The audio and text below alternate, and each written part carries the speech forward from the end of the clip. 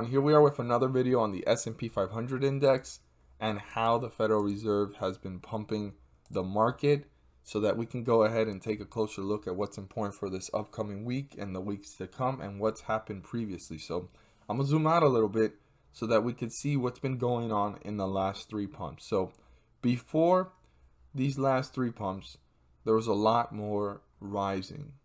And for any of you guys that are first-time viewers and investors, I just want to take a moment and say welcome. Welcome to my channel. And to all my subscribers, welcome back. And I'm going to explain in more detail what's been going on here. So for all the first-time viewers that has missed all the previous videos, there's a playlist that you can go check it out, how the market was rising week by week and due to these pumps. And before, the pumps were actually easier to ride. You would get in and you would get out at a higher point because every time we were in a bull market, so no matter what the volatility was up and down, you would end up at a higher point than where you started. Now it's a little bit more like this was the first pump of the scheduled dates, and if you held through till the next pump, you actually would have never recovered your money. It would have taken all the way till the last pump, or actually the second to last pump, to receive your money back and break even. So now it's getting a little trickier, and something that I've noticed is the first two pumps, right, of the scheduled dates were the strongest, and they were keeping the market up from falling any harder, like falling to newer lows and even further down than where it could have, because every time it recovered it back up. Now on the way back up, I noticed something interesting as well. It's only moving about 20 to 30 points in these little small jumps on the same date of the pump.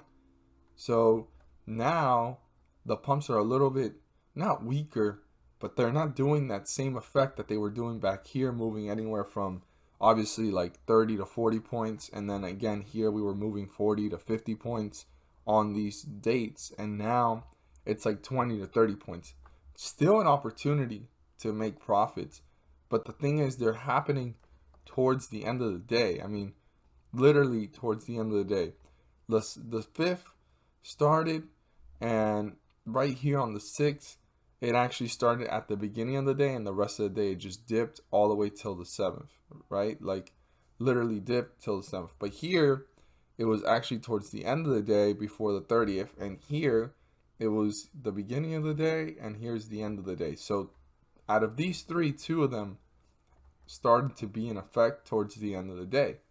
And they're only moving like 20 to 30 points. So there's something that either these pumps are just holding up the market from just falling, right? Because right after it falls.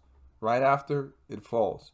And this one, since it actually happened earlier in the day, it actually went ahead and, you know, it actually went ahead and did its effect of continuing the momentum to hit newer highs and level off, hit newer highs, and then actually dipped. And this one didn't even have a chance to level off. This one just skyrocketed. And here we are now in a slight bearish direction, but we're at a higher point than where the third pump started, right? So even the second and even the first, because the first was around here. So we are at a higher point, but it took that long. So if you got in here and you held through the whole process, it would took you a while, almost a month and a half, to get your money back. Now, the most important thing too is back then, like I'm saying, like I have circled here things and you could see it. You would start here. This was the beginning of one of the scheduled pumps. I'll never forget this one. And it just jumped up the next week and it kind of hung out. And then it jumped up again the week after. And then it started to level off. And then it started jumping again. And you were still at a higher point than where you started. Very interesting how the pumps were working their way till they hit these highs. And we got into a recovery state here, almost trying to reach those previous highs of 3,588 and 80 range. And right now it hit 3,540, almost 50. And we've started to dip since then. So the question is now, when is the next pump? And we're going to look at that in just a moment. All right, so here we are with the screenshot. So this screenshot here shows us when the next pump is going to be. So they released it, right, on the 15th of October all the way till November 13th. Here we have November 13th.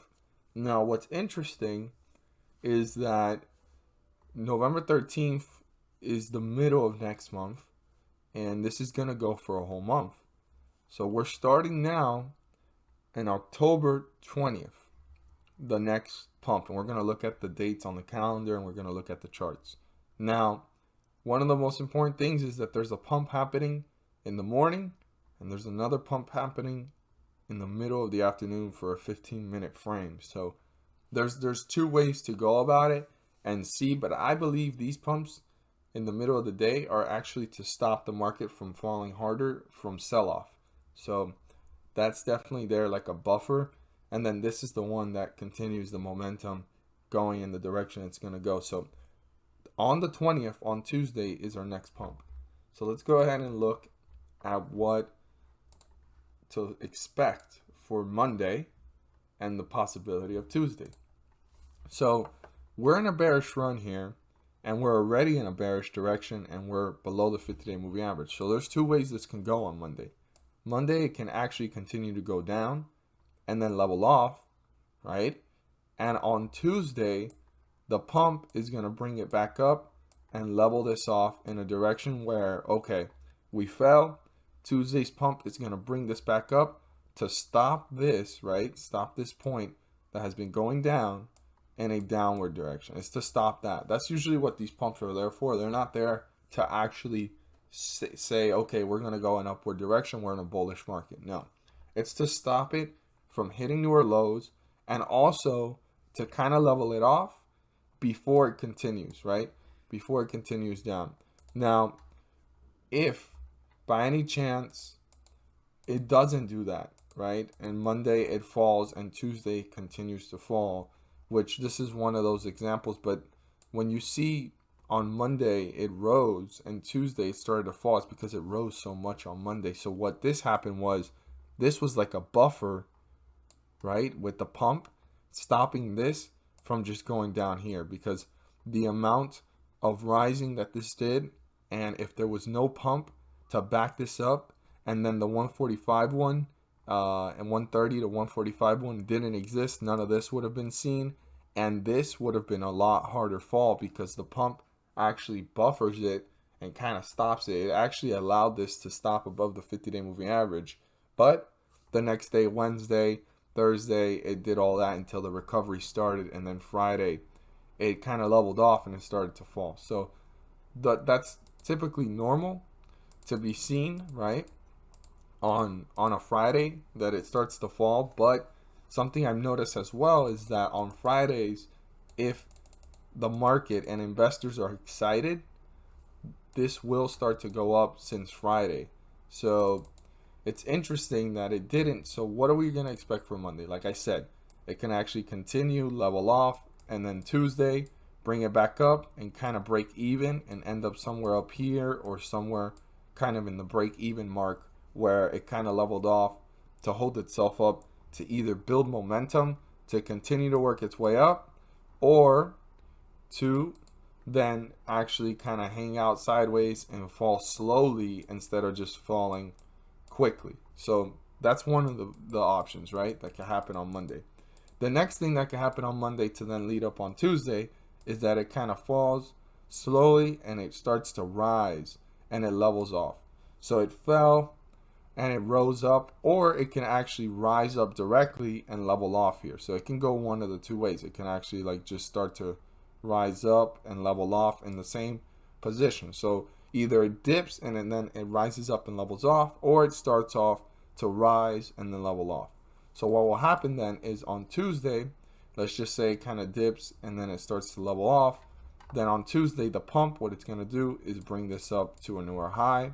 Or like we saw last week, that it actually falls, right, slightly, and then the pump appears again, keeping it up again, leveled off in a position where it's slightly moving. So this is like probably the low of the day, and then obviously, excuse me for that terrible circle, this is the low of the day and this might be the high of the day. And when you look at it, it's only like a 20-point jump, you know, 15-point jump right there in that example. But those are the possibilities to be seen. That's what these pumps are there for.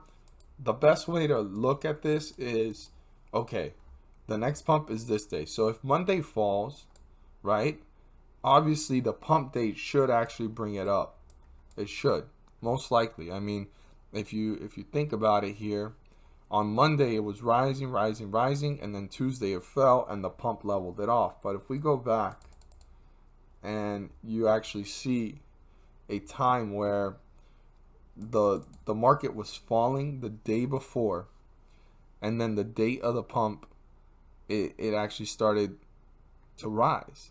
Same thing here on the 14th. It was kind of dipping and it leveled off after a run on Friday, and then on the 14th it started to fall, and then the next day it went up. So since I'm seeing this slightly falling, Monday is going to be the indicator of, is this pump really going to bring it up, or are we just going to see it level off to stop this from falling? So one of my best advice to every investor, no matter what it is that you are trying to invest in and stuff, look at the S&P 500 index, do your research, do your due diligence, look for the ticker symbols that are also in the S&P 500 index, put the charts side by side so you can see how it's been reacting on these dates, and pay close attention to Monday.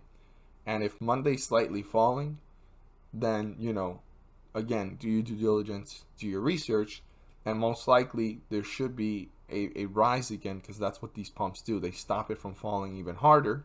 Or if Monday's rising up and leveling off, then there's also that possibility that it can actually dip and fall. And then now you're kind of stuck like it happened here, and you had to wait a whole week to see your gains. So it's something that is still with risk. The stock market always has risk. This is not something to guarantee you profits or anything like that. I'm not here to tell you to buy, sell, or hold anything.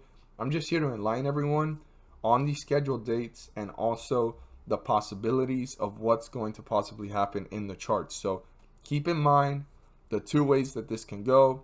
It can actually kind of dip on Monday and then level off and then rise back up on Tuesday to break even, or this could actually go either like that and level off, right, or go a slight dip and then come back up and level off, and then Tuesday come up. Regardless, it would probably end up coming up. Now, worst case scenario is that it will do something like this, where it actually dipped the whole day and it rose up towards the end of the day, the last couple of hours, and that's where it can get really confusing and risky. But I hope that you guys found this video helpful and informative. Please do so and subscribe. Share this with your friends and community, and don't forget to hit the like button to let me know you watched this video. Stay tuned for more videos, and let's make